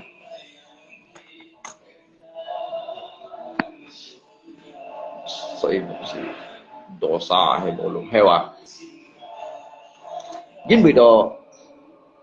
bị đồ đó cánh dịch phò jadi ngay cùng liệp phò đó, liệp phò cái cánh thèo những cái nhiều đứa ngay mấy cũng phiền nhiều cái thèo liệp phò nhiều là begitu waktunya menunggu waktu yang tepat. Menunggu waktu yang tepat kawan. Cái linh phun sen sẹo ở đâu? Cái linh phun sen sẹo ở đâu đó? Jadi sebetulnya cái theo vào chiêu cha kiểu, cái gì đó hắn, cái chiêu cha gì đó, phải một chiêu cha gì. Nếu như con nào cái linh phun mô chiêu đều đã bị cái gì và hắn cái chiêu gì trong đó. Jadi ngay cùng liệp phò đó, mong phải đó. Ngân liệp phò sẽ điều họ tôi nhầm. Cái juga si đều dịch lên phản xăng. Jadi cái chi si heo kan, cái chi si heo itu dia langsung tong mau ya, mày cho mày không? Jadi ngay trong cái đó kan mai du nhiều rồi, mai lòng kêu nhiều, cái bà lì nhiều, cái nhiều đó, itu nak loy thọ cái từ thì pun cái xịt thọ xịt cả xịt đeo vậy. Jadi giờ phút theo đó cái này kiểu mắt thủ dọ cái nhiều shit đấy. Jadi cái nhiều shit đó cái nhiều cái hành gì chuyển thay theo cái nhiều nó chúng mình nổi nhiều đấy mong hạ đó để dùng tôi bước cái theo xiết langsung theo si xăm theo. Jadi dịch theo cái nhiều mà dịch theo đồ nhiều cũ 一条都都是多的吧，你跟3条的nhiều. Jadi sih ngắt thông minh lộ mẹ chín kêu ó ha, chín ắt ó, ngắt sụt mấy đâu mẹ chín kêu ó. Jadi ơi mọi đó, gitu cái nại chiều đó, để chiều nhân sang là xí mỏ còn mỏ rồi, để xí chiều rồi. Jadi cái nhiều đó, cái nhiều cái khoai được của cái này máy lộ thì gì kia cái trùng chả ăn của trùng cái thiệt sụt giáp vậy đó, cái thiệt sụt giáp, cái còn nhiều rồi, cái còn kinh bu nhiệt kiểu như vậy ăn chân bụng nhung xì đó, như ăn chân bụng nhung xì đó. Cắt theo như này đó rồi, như thế chìm đó rồi, như thế bật cái chồng như nhung xì rồi, dính bụi đó, dính bụi đó cái kỹ theo như vậy. Jadi lihat fosi bông bảy còn đó si cái si kêu miệng kêu sáng này như mà, đó hay còn như nhung chung theo còn ấy đó đấy, đấy là kỹ báo chiến trong còn đó. Tôi còn lihat foa thông nhiên juga vào đó, bông bảy chậu nặng đó.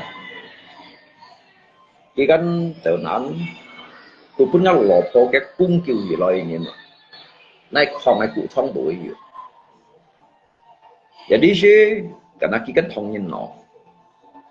nhiên nọ đó, như tí thông nhiên nọ. Jadi kiên kiều chứ cái kan mau mày đúng chứ cái kiều gì loại, cái tự nhiên các kiều gì loại như nào. Cái mấy đồ ăn chơi cái ba đồ tiền thông à, cái ba tiền thông à. Jadi kiều đồ cái gì mày à, sắm gì mày đâu mà sao, được mấy tôi chỉ trả lại. Tu cái tiếp chỉ kinh đó cái sự sinh phát sinh của họ đều chứ, jadi mấy cái kampung hết rồi, cái mấy juga cái hết, pokoknya cái sắm chỉ ấy cái hết là hết này hết đi chứ, cái tiếp này đó, với sầu siêu, giúp đỡ thông nhân kháng chim lưới juga, kháng chim lưới, sehingga cái tiếp ấy chỉ đỡ dùng lưới giống như đó. Chỉ sử dụng theo 6 chặt thùng, bởi theo 6 thùng nạp ở trong cột đổ phiền cả cái chè lưới, cả cái chè lưới cái kiểm biết này như thế nào, ở sao hay cũng dịch trả lý bài lượng lý bài mua bán lượng sắp lý bài mua bán này nó cứ như chả có tôi kiểu chịu đó, để đi cái nhân này và cái trong kèm mình là kèm mình cái này bắt trên lóc siêu trong như nào kêu có được cái chủ chịu đâu đó, chủ chịu đâu, nhà lấy nhà thì sẽ cái sải này tôi chậm chịu, cái khai hàm bảo này vào trên khu vực juga nó lục hơi thay vậy đó. Jadi mungkin kita kampung ini kong ngalah yang lah, jika juga ini kong pai jika lain, jika juga ini kong jemben kampung ini yang ada. Jadi một cái thông nhân nọ như sao tin là cái, sao như vậy ơi dùng đồ máy đông xí, dùng đồ chịu đó là như cái ở tang, như cái chẹp bát cha này, cái gì mềm còn ban gì xa này enggak, yang kasih begitu melah ya. Tapi cái tiết đó, chui nga lopo cái con được chọn Malaysia rồi. Jadi gitu, tập lưới chọn, tụi may hầm may nhiều trong rồi. Đi si cái tụi may đồ cái nhiều đi bị tít kia nào chọn đó. Chính nhận nó pokoknya nah hàng lúa aja đó, kan kan những chọn bóng bảy kan như một việc yang di si còn đó, kampung anh giảm yang dịch như dịch dài kan được chọn cái bục ha, như sòng cái kiểu dần, cái dịch chọn điểm chúng ấy hàng đổ xăm kỳ chua, như sòng cái dịch như dịch dài với kan chọn lấy gì, giống đó sự kita yêu sang lượng nhàn nhàng nè, cái nhiều cái anh thấy nhiều đâu, jadi cái nhiều khẩn chiếu Chơi liệu phô hay còn liệu thông như nào đó, mungkin cái chế độ ya namanya nyengkam sirik iri dan dengki yang đó. Jadi gini pion thủ dội theo để cái nhiều mày theo xiết đó theo xiết gì cái chơi trong bà mày cái nó thời thiếu nhiều jadi lôi cũng vậy đó jadi hanya cái lán paling sang chut sang 2-3 meter yang lah tu cái khơi của mày cái sắm theo nhiều chặt khụt mày chưa rồi đó jadi ngay chúng mình đổi đồ còn có nhiều thằng rồi đó khi còn có nhiều thằng dùng nhiều rồi như ba anh danh bổng sĩ rồi nó ẻo hẹt ở nhiều ẻo hẹt đó với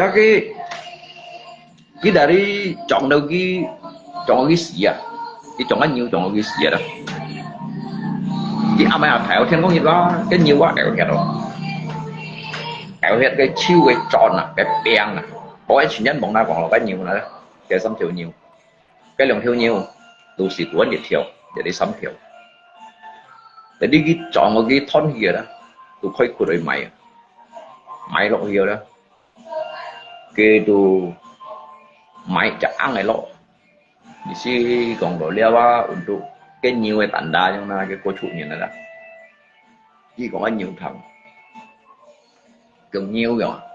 hay mày sát theo sĩ như cái những cái con như an dân bổng sĩ đó hay ông liệp phò đó liệp phò hay còn các khả nhị bảy đó như thế chỉ một cái chung như nhau như là chung như nhau dân bổng sĩ rồi để đi chứ nhắn thông nhất kiểu như vậy đi lấy một karma tài đó để tôi học một karma tài rồi để đi liệp phò kan còn đầu kia cái truy tố lui nè juga ăn sehat cái nhìn cái truy sen thì nói phèm đó tôi stroke cái phu tu hi còn hi tôi ngay vậy mà tôi ngay kan cả kita sama sang se jadi kak kali itu bukannya juga cenderung mau sang se ngay Lisa nhìn cái kan nó lộn thôi Lisa nhìn cái kan bảy còn đang nhìn đậm nhìn siêu hẹp nhìn này đó jadi saya sami khỏi nó gì xí còn đầu cái liên còn cái về xìa đó nên đó thì ngay đôi khi còn tụ cậy thành sự chẹp kiểu một số kiểu cái nhìn nó phản phun đó phản sáng gì dù xích tổ sang nhanh lắng đâu mà sao là bỏ hạ cái bu giả đó cái bu giả tụ tí hề tí antara ship jet thô jet cả ship yang là ngay hôm nay kita pokoknya ngay khi bay đều tak cũng chọn kéo satu lấy túi gì xí còn đồ hôm nay chọn sai gì không đó thì kiểm ghi không đó chọn một cái gì kiểm ghi không phải ngày căn chung một cái đó jadi ngay mê chọn một cái chọn nó xí theo cái đó cái chuyện cái chiêu chuyện cái biển lấy xì lấy nhão có liệu đấy không lấy truy án này đó cái chuyện trong chiêu cái gì đó chiêu đều đó cái biển đều chọn nào đó chọn đều truy mũi đó cái nhìn mà biển cho nó nhiều răng à biển cho đó cái khét cho nó biển cho nó nhiều răng mà tí đó lấy sẽ làm được gì cái karma đó lấy karma đó sehingga kinh gì đó kia tắm cho mày chui à để suy một cậu thôi để cái mày còn phiền nhiều nếu mà cái chỗ chui để sáng sớm đó jadi chơi cái tiền một cậu jadi kita sati cuman kita chui gì tapi cuma cái sigen tahu dah tapi cái sigen tahu dah cái chui cái yang si chip sợi đó xịt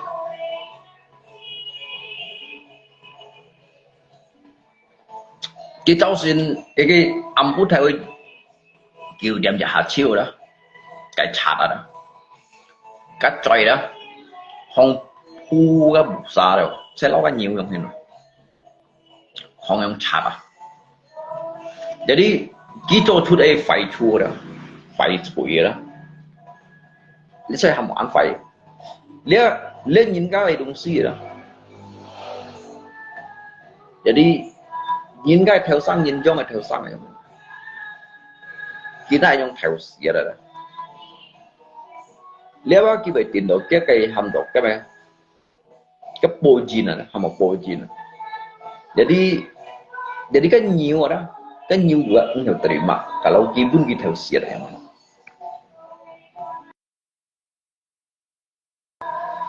Cái nhiều đó, cái giấy chống cho anh nhiều yang gì à? Để chú dặn ấy con.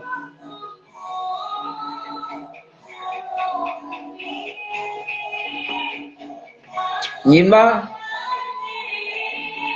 nhìn phải cái xin ba không phải khéo đó, cái xin ba không khéo. Nhìn ở xin khéo đó, như tôi nhìn phải ba, cái nhìn ba mong nhìn ba bị去到，佢都很曉一度兩提手，佢都很熱咁兩步嘅。個人跳嘅嘅心跳啊，佢做出嚟壞事情咯，個天都會報應嘅。一係冇熱氣啲，係冇熱氣karma buruk dari sebab dan akibat. Dia mau tabur tuai lah, ni chung nó họ, như tết bò, ni chung nó họ như tết bò em. Jadi ni coba phải ba, mungkin lah dari nanti kau thoại dia jangan menyelesaikan lihat cái masalah.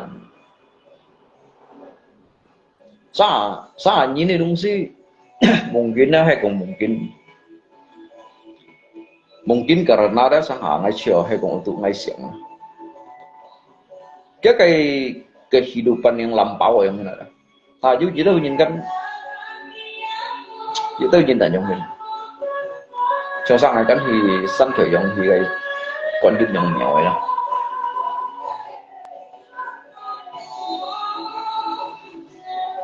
Xin kêu hay phải xin phân kan juga termasuk anyong. Kan juga termasuk anyong. Kan siapa sirik, iri dan dengki orang. Simkiau dan sirik, iri dan dengki. Membuat segala sesuatu yang tidak terpuji, yang tercela. Để cho出来phải xin sĩ, phải xin xuất. Của phải nhìn đâu ya, kan một kêu xin nhìn là phải nhìn. Jadi jika nhìn phải ba mau sampai juga mau si phải. Jika nhìn phải ba mau sampai juga simpan phải. Cho umpama kan jika nhìn kan bởi theo sáu thùng nát. Jika nhìn phải là đó, fisik phải là mau sampai ba. Jika simpan phải là mau si phải.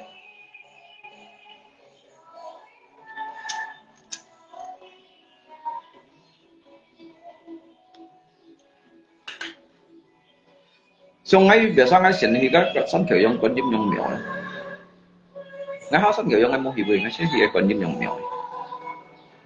Nhưng vừa ngay cô nhân thì cái tiết bày các con nhung của mày thì coi. Cái san kiểu yang thải cái anh. À chết tận masuk kan. San kiểu yang thải cái kan juga còn nhung mèo. Cả còn nhung mèo kan thải. Ngay sini nhân thì cái bày. Jadi cái tiết đó cái tiết di situ ngai saya tempat untuk saya puja-puji kalau menyampaikan jidkai doa. Kalau akad itu ngai hiểu naik kon, di situ juga tempat untuk saya beramal. Zaman kau beramal kan. Jadi akad itu apa kan nhìn cái môi trường một kiểu như, có dịp chặt lò xua đó, một chút cuột juga. Ngai sang ngai rõ được cái gerbang ngay kon gitu sa cái thổ lùi đó. Memang kita kayaknya juga maupun dengan bawah juga bisa kami yang toluinya. Tapi ngay pun gise. Misalkan ngay you samsi Bandung ngay cầu Long Chen này. Atau you Long Bandung ngay cầu Long Chen. Tapi Chen bu bang ngay pun Long Chen. Bay còn jim an chiong nyu.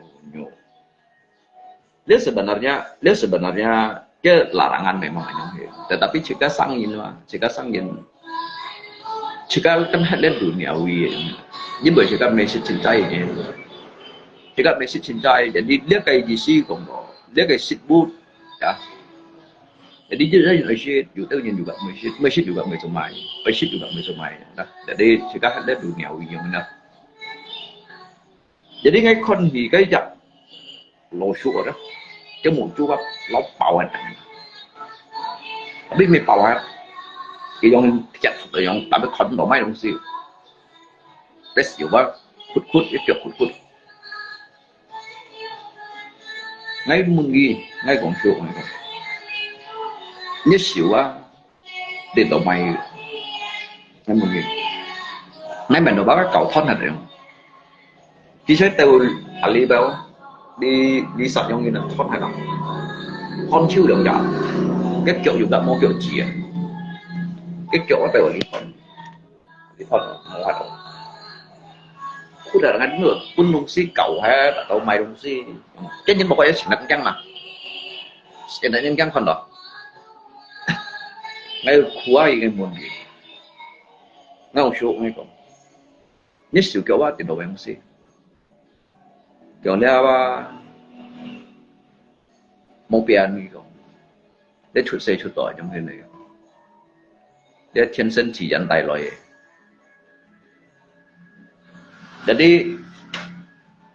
jadi ngay sòng ý chín nói đó sòng ý chín nói cái berarti kan 出世帶來嘅東西lah.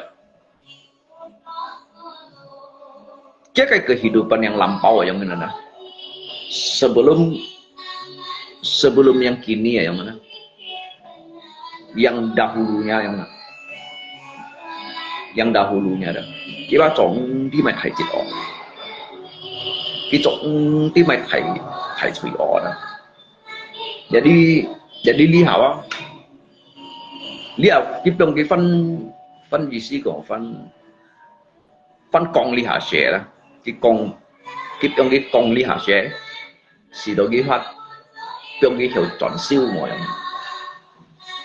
phần cái về phân hiểu chọn siêu, có lẽ gì mẹ ổn định đi khai thác học hay xong đó, nhưng mà con các bắt cổ luôn này chú đó, ngay con các lượng bản chít chen nhân chung kết của nhị chú đó cái ngay con các bắt cổ luôn này đó, các bắt cổ luôn này tentang reinkarnasi, perjalanan hidup, kau lihat hancur kayak perbuatan ini dah, jadi nhị chỗ chú đây đó, nhị cái bữa nhị chỗ chú đây đó. Như tuy nhiên là giống như đó jadi kan ke depannya dah sebenarnya ini kan hewan kita misalkan atau an phải ăn saksi benar kalau jiwa jika an mau pantit hati nurani yang ini jadi jiwa nak talo itu talo untuk lo pan on đó như loại chặt bắt của luôn loại chặt bắt cổ luôn nó chuyển phui loại chặt bắt cổ luôn untuk punya kongsi lah tetapi cái tipe kicu nhiều kicu nya kayak perbuatan semasa hidup bong hai ada ni coba dong sih jadi kiba itu punya hukuman aja itu punya hukuman dah si tola ni fan thudi hasil ni ba itu siusi mau yang diisi kong itu berbuat baik dia kalau mau做坏事情的人基本你把了痛苦了ya untuk menyelesaikannya kayak tugas orang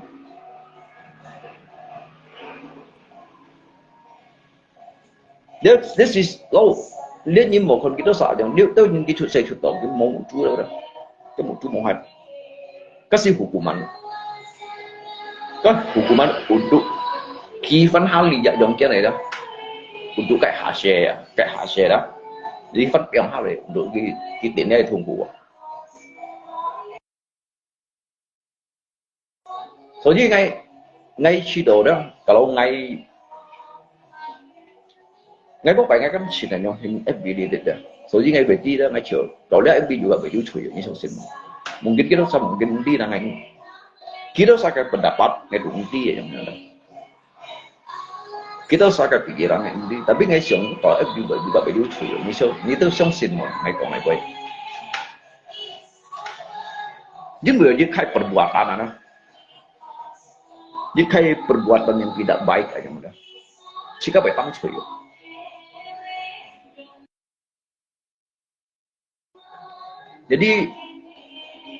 jadi sehingga hay siang đó đó kalaupun jika tidak như này đó nhiều做好đó nhiều做好咁啦當然你東西跟冇涉照夠啊nhiều做到ăn hỏ setidaknya mau做phải đều tapi untuk ngai yang ke kepribadian yang jadi dia saya hamto namanya selagi kita hidup ini pergunakan dengan baik bisa bermanfaat untuk orang lain aja tolong những tội dụng lối karma hay là karma chứ karma mới đi langsung tiền tội mới đi như cho chút tiền tội đi như cho mungkin mah các hộ kiu yang đó các kenyan các shipnyan khi mau spontan kita langsung tiền tội là jauh jadi juga kayak prosesnya hay ngay châu những cái khai chú phần à các bác hàm ở lượng bản 7,000 nhân chung kết của nhị chú đó jadi bố bạn ngay kan hắn một tô thải gì đó jadi cái nhìn ra của ngày tháng nếu sao sih mungkin nếu sao ông sẽ thang của kan lượng bản 7,000 nhân chung kết của nhị chú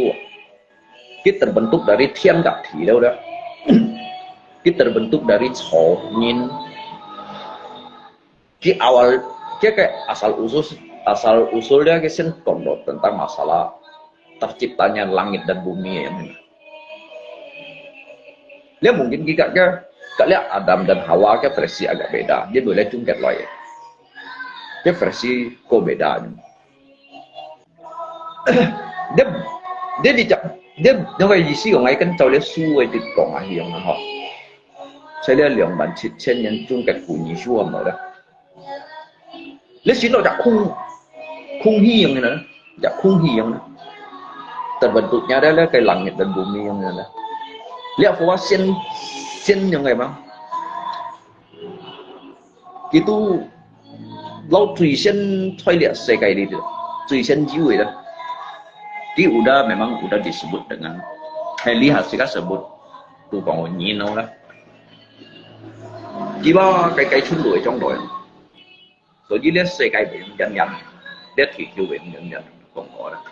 nếu mà còn có vấn đề juga anggap ya kongku lah ho jadi jikin lagi cái chuyên đuổi trong đó có chỉ chặt ham mồ vào sắp đến cái số kỳ bản nhân nó các cũng chen nhân nó về đến số đó jadi cái du dịch như đó cái mẹ đâu xong đâu mua sản phẩm đâu cái đủ loại chuyên của si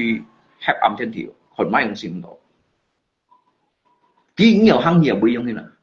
chỉ sẽ là cái hiểu cái số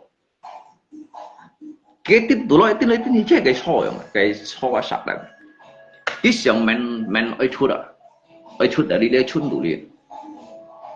jadi yang hay cũng giữ东西đó ngay ba ai khảo bảo chứ cái con muốn quay với mày đông西tàu cái gì xia đó kalau giữ东西ba khi cách là đó cả nhà kawan topi ha di sini còn là 2,700 nhân chung kết của nhị số vậy là jadi cái juga hay giữ giặc pháp lý để nhìn nhận hình jadi cái lại hiểu đó chứ hanya là lo chỉ thầy chỉ kegelapan yang mana kegelapanของเราtapi dia dinding ya tiba lo tidak aicun yang mengapung di udara yang jadi itu kayak mau juga kayak bù theo yang đó cái yang lại juga kayak bù theo jadi cái bù theo đó cái mau bù theo cái này fit khoai lại fit khoai cái này chẳng còn cái này chẳng nữa chẳng cả chun bật đi lâu các cái chút gì yang cho các cái chụp chỉ yang đó bảo khoai lượng tiền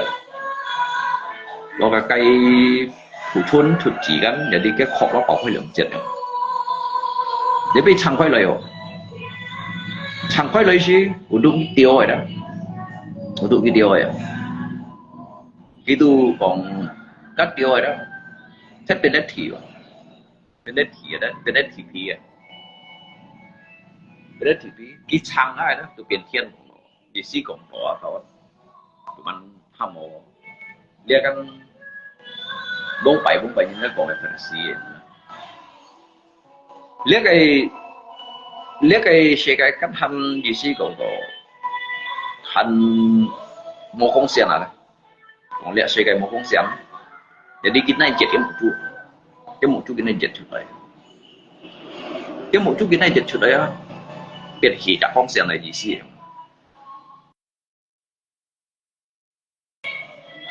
氣質風險嚟變咩？變熱頭啊，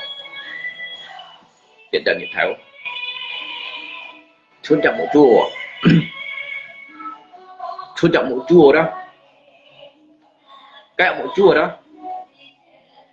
kita hay còn đi đâu gì xí ông chú con xe nào đi hả cái một chú ăn tiền như theo đâu đi chặt con xe nào cái con đó cái liếc cái awalnya gì xí còn nó liếc cái liếc xe cái ông nào gì xí ông liếc TV đó mang vô mai ông xí ông đó jadi cái xíu mô kiểu mô thằng nào mô đâu cái này tuổi chiều tới trước cái này bể chiêu hay gì bể chiêu hay đó就变熟变长变뭐야变cọ dòng thùng bút mai thùng bút rồi chứ nào gì xí còn rồi như thải mô xề mô đó mình đó gì xí còn rồi biến đi đâu thùng bút cái bút xí này nè cái một chút cái chặt cái phân chết hả chết ở đây biến này đã nhặt con biến đồ cái chặt nhặt con rồi đó jadi cái bút xí này là phun đeo cái bút xin hơi nhỏ sàn lại cái bút xin sàn lại chỉ pha chảo đâu pha chảo cái bút xin để đi giúp chặt tháo ra nhặt con để đi lấy thùng mút mai đúng xí đôi chiêu còn nữa để đi xe để đi cái mô bè này có mấy gì nhánh thống nhất kiểu à còn đồ nhánh thống nhất kiểu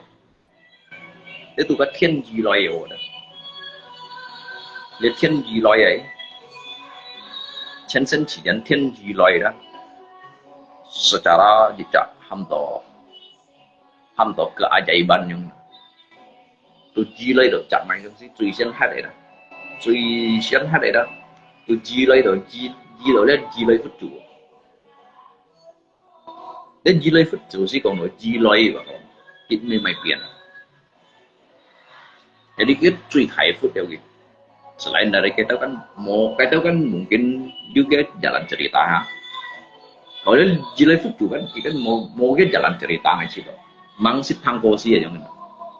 Jadi bahwa di thiên thị gì loài đó. Dia bawa chân身chỉ dẫn các phô mungkin các phô cái nhục sinh phá này đó phát triển bên đi chạy jilai food juga gitu. Các chun tuổi như nào đó.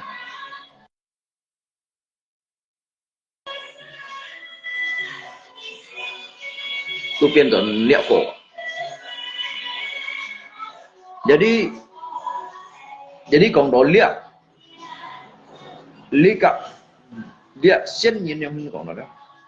để còn liệu phút chủ nào không liệu phút chủ còn liệu phút chủ đó cái tu chọc chặt nhau ngày rồi cái tu chọc chặt này như này Jadi jika kayak pian kecunga naik set yang đâu ha kurang lebih yang nah langsat yang nah di sini còn đồ đi chỗ chặt này nhин đi pion hai chủ theo hai jadi cái này phun nấu hiền di sini cái này phun nấu hiền sang gì đấy bác cái biển đại nhìn biến dạng nhân si điện nhân si nhân thống nhất kiểu cái tan xa cái gì dia pun juga cái chân nhân phải hai nhìn đều sân ở đây chỉ phút chủ phải hai nhìn đâu jadi sih gitu còn đồ mới nhiệt nhung chèo xong chèo ha ấy xích mấy đồng si tôi vừa xích nhung đấy của gì đâu ăn có mấy đồng si bỏ ra chỉ có ổ xích này nè cái kiếm máy shit itu có gì kiếm máy shit yang đó jadi cái phu cái cháu cái thầy công số này cái thầy công số này là chỉ bán hàng cái水用đi à bán cái水đó jadi cái khối水就kiếm thì cái con cái bông tụ rồi có đâu ở lấy xe ngày ở bên ngày bị mua pan cái sòng rồi đấy chỉ xét chống bảo cái thầy công số này đó thầy công số này đấy cái tu chúng ta nếu vẫn còn ngồi dùng cái này rồi chứ nọ đã nhìn rồi jadi cái nhìn cũng mà untuk cái chỗ cái kawan orang dah di sini lah nhưng bởi vì cái xiong đó con cái xiong con đó cái xiong cái suy con đó cái này con nói cái này nó biến thành những phú trồng gì này jadi kan nhìn người bên nào sẽ nào tuần xíu đó tuần xíu cái pion sấy bùa cái nhìn cũng cái này nhìn nó tiền nhìn à tiền đặt chỉ nhìn à tiền chỉ đặt chỉ nhìn cái hạt đỏ cái chậu hồng lấy đó cái hạt đỏ cái con đồ vậy vì cái tiền du khách nào mong tí cái này nhìn nó tiền nhìn rồi để đi xét cái họ kiện sang anh là kiện tốt cái này yang sang anh cái nhìn sebetulnya sih kitchen awalnya kitchen cái awal mula đó di sini còn có cái chin đó cả chin rồi cái đường sau chin sehingga cái này dòng này kiện tốt rồi đầu cái đi bằng gần là gì hay dari cái sau này đó cắt đầu đi hạ vậy đó dia nanti còn kita 4 juta generasi lewat sedangkan kan sekaya shit magnet sekaya juga shit magnet ada di sini kiamat sudah pernah terjadi ya kasih mang sebelum dari kaan ini siang kita 4 jutanya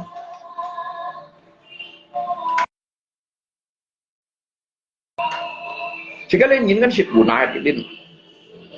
jika kalian nhìn ada shit punah di lin di sini còn rồi lấy xe cây mặt nhiệt em hả lít thì kêu kan phân bẩn cồi đều phân bẩn cồi thì kêu jadi unhai đó các lihai sih berbeda leo cái chi sih hệ sih còn lấy xe cây sih tí kita hay cái mấy cái chú in đây vấn đề gì đi cái chạy cho đây cái chiếc xe cây mặt như này đó các tổ hadir di zaman purba manusia purba kalau dia hadir di dalam tumbut thai tumbut dia di chung di dalam dinosaurus di dalam moyang macam itu sudah hampir tahu không phải jadi cái hả đó lihat cái xe cây đó cái xe mặt cái tumbut bạn nhìn nó mặt chịu thai thủy dây đây cái cây tôi còn đồ các cây mèo còn cái perahu huba cái còn đồ Nabinu ya udah kemudian kita lihat Kinshu còn đồ kan yang kita hidup sekarang ini adalah anak cucunya Nabinu yang ada di sini còn đồ jadi cái thiếu sama kiu di tahu bút kiu di tahu nhìn dah sesungguhnya Pak mungkin baju yang juga cái khí hậu memang cái水灾đó các tùng á đẹp phiền thiếu à tùng đó cái terjadinya các tùng nó sẽ punya khỏi lỏng cặp lại mungkin kita sang đi cái thuê bông hạ những cái con mèo chim hết đấy cái chiêu dòng này béo gì đây đấy cái nằm dòng này đi xí cái lên đi sạch sẽ nhận nằm dòng này bố phải đi cái hỏi đi xí cũng đi hỏi uốn chít chiêu dòng uốn chít thầy của tao à cái phụ sạch của tao bông bày cũng gọi đó chim thì cái chít chiêu dòng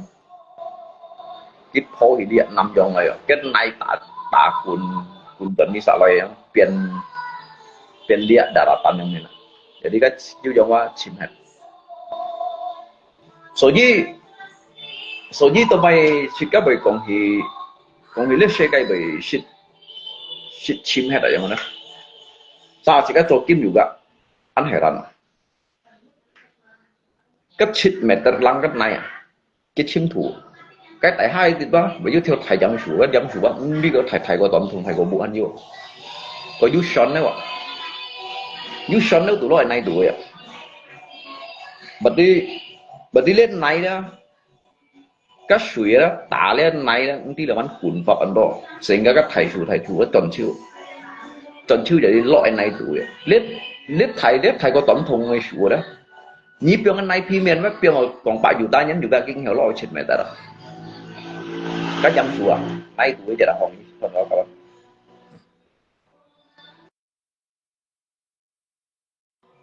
jam sua chỗ thầy thấy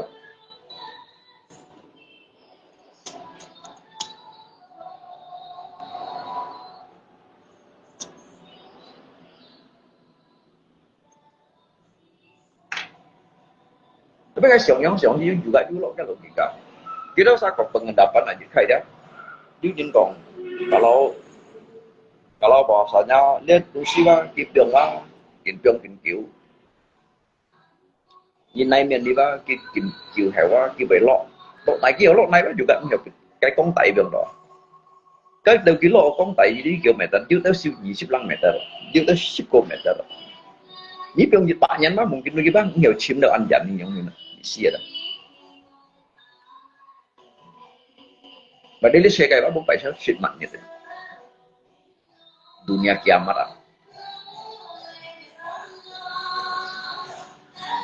thế cái tụng nó cái sẽ gì cái hỏi lòng cấp thôi điều cấp ở cái này cái phao đó cái này cái cuộn đó cái phao đó sẽ ra cái bệnh tụt trên cái tụng dự tới bố phù rồi dự tới tụng dự tới bố phù các hỏi lòng cấp lại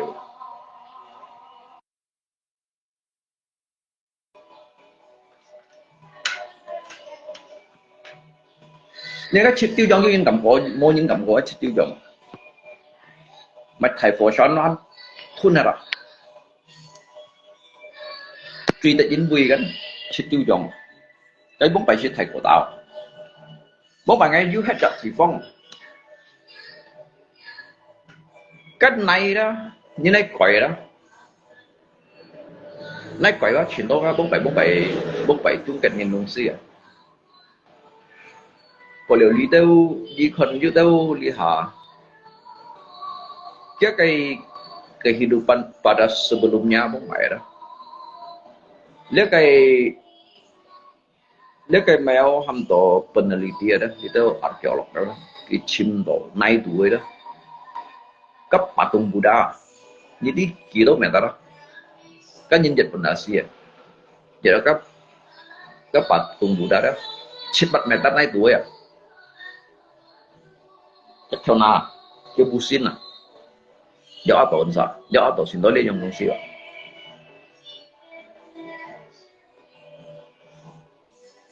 jadi cimet orang bongpai kehidupan nggak lihat kehidupan ada kehidupan yang sebelumnya yang dari kita itu pernah punah pernah mengalami kai hamdo kiamat dunia lah cinjong kiamat lah kawan trong lihat kiamat kan kiamat kecil-kecilan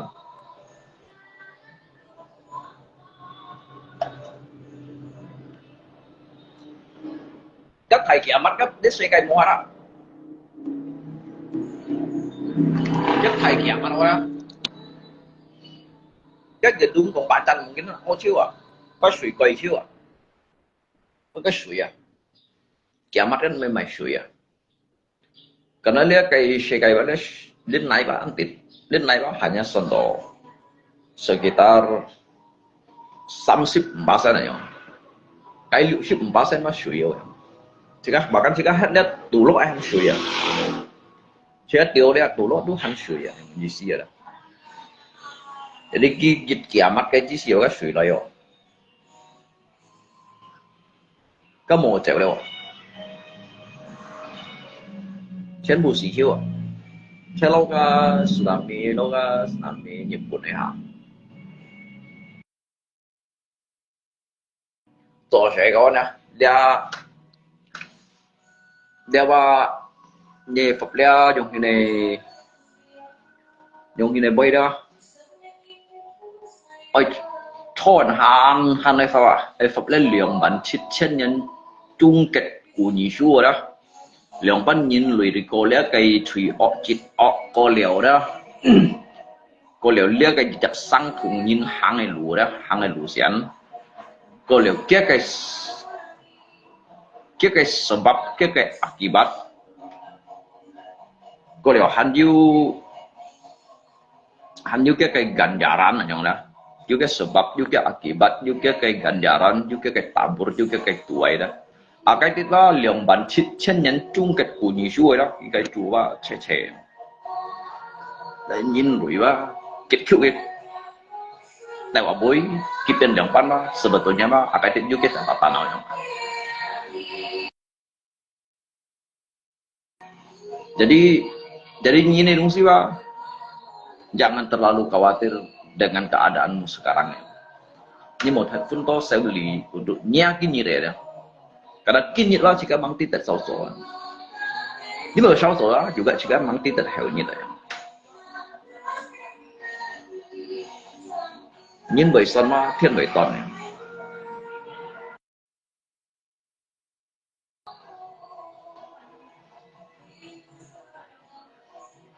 Semuanya ya, salam damai sejahtera, sehat selalu, Tuhan memberkati kita semua dimanapun berada ya, sepanjang hari, sepanjang bulan, sepanjang tahun dan juga sepanjang masa semuanya dimanapun berada saudaraku semuanya, tetap semangat, sehat selalu ya kawan ya, atau di Wiji dia ya, bikin sian jika tong Malaysian, jadi dia hanboy han yang mereka. Juga Hansian lah, jadi Sika juga chim sang thân phần đây shit ở trong đó, dia học đồ mấy có, học một xin phút bùi liệu dịch chi hiong này, nhìn bùi liệu dịch tiệm thì, cảm謝多多 semuanya ya, 6 bulan ini